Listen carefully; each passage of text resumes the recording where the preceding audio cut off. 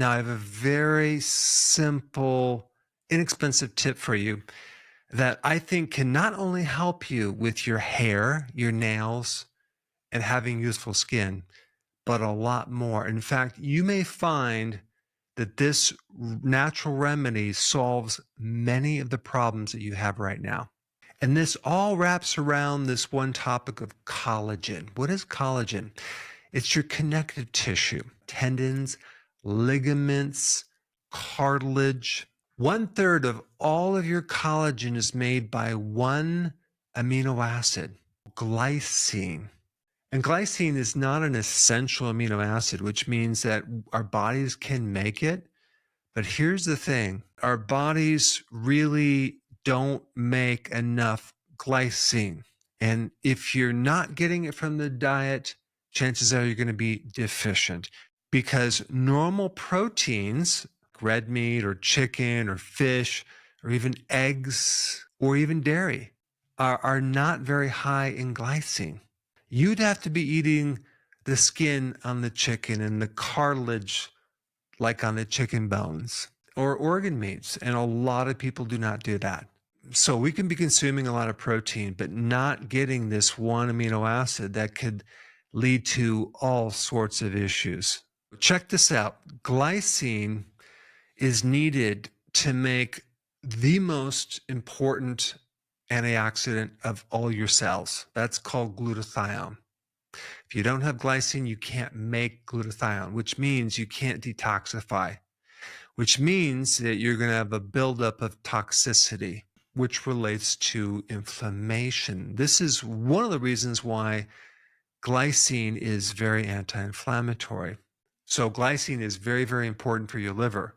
Glycine is also used to help with a leaky gut because it helps prevent inflammation in your gut, which I've talked about this extensively, many different videos, as the gut inflammatory conditions are the start of autoimmune diseases. Glycine is also used in a lot of enzymes in different proteins, one being called catalase, which helps you get rid of hydrogen peroxide in the body, which also could explain why someone could have premature graying of the hair, because the hydrogen peroxide is just bleaching out the pigment in the hair. Glycine is essential to make the heme in your blood.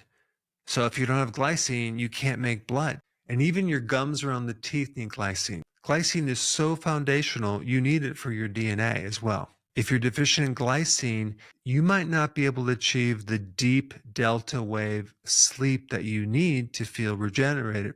Also, I found that glycine is very important in helping people detoxify uric acid. And so it's even used as a treatment for gout because glycine competes with uric acid. And glycine is also good to make your insulin more sensitive. So it's really good for blood sugars and can help you with a lot of different things: weight loss, a fatty liver, visceral fat. In fact, the Greek word for glycine means sweet. It can actually even be turned into glucose as fuel. You see, certain parts of the body, especially the brain, need a certain level of glucose. But if you're not consuming sugar, your body will make it.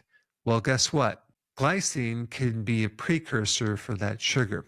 And I think some people might be concerned too, if that's going to bump me out of ketosis. If I take glycine, it's going to increase my sugar. But at the same time, look at the benefits. It actually helps stabilize your blood sugar, as well as maybe a little bit more insulin spike, but it's going to make insulin more sensitive.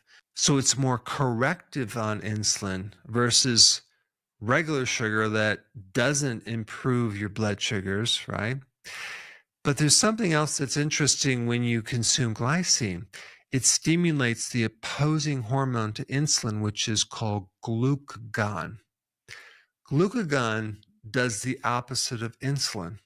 And this is why when you're consuming amino acids, protein, you don't really have to be as concerned about the blood sugar spike.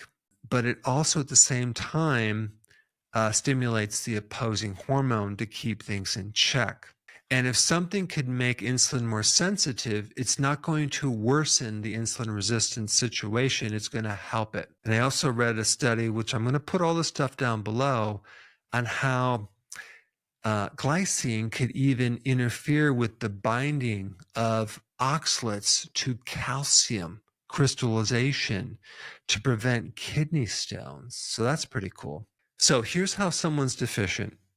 First of all, the diet, if you're not consuming nose to tail, if you're not eating all the things with collagen, then chances are you could be deficient because our bodies don't make enough.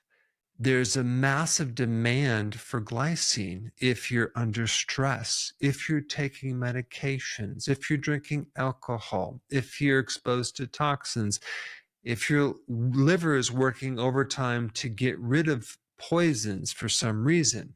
It just so happens that 1/3 of collagen is glycine. And a real simple way to get collagen is gelatin Knox blocks. You can buy it in these packets. You can get it on Amazon. You can look it up. Put a little stevia in it and consume that on a regular basis to get your glycine. I think that's a really easy way to get your glycine.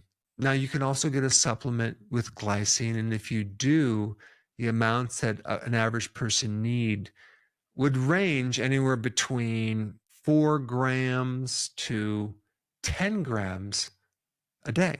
Here's some other ways you can get collagen. You can do bone broth. The problem with bone broth, you'd have to have a lot of it to get enough glycine, but that's a possibility. Another way to do it is to have chicken soup, and you take the whole chicken, put it in the crock pot, and just cook it all day long. And so you have all this great collagen, which is very high in glycine. You can even do like pork rinds, right? Just make sure it doesn't have added MSG or other chemicals. You'd have to have a good amount of it, but it can contribute to your glycine. So in different countries, they do it differently. They might, in certain countries, use, just cook the entire fish with the head and everything to make their broth. Certain people have recipes for chicken feet, or they cook their bone down in some broth. So there's many different ways to get collagen. You may have heard this term hydrolyzed collagen, right? What does hydrolyze mean? It basically means you're breaking down the protein into smaller chains. Okay, they're called peptide chains. So it's just an easier way to get your collagen because it's already broken down. And also beyond Knox blocks gelatin, there's another great product called Great Lakes beef gelatin. If you do take glycine, okay, do you have to be concerned about taking too much of it?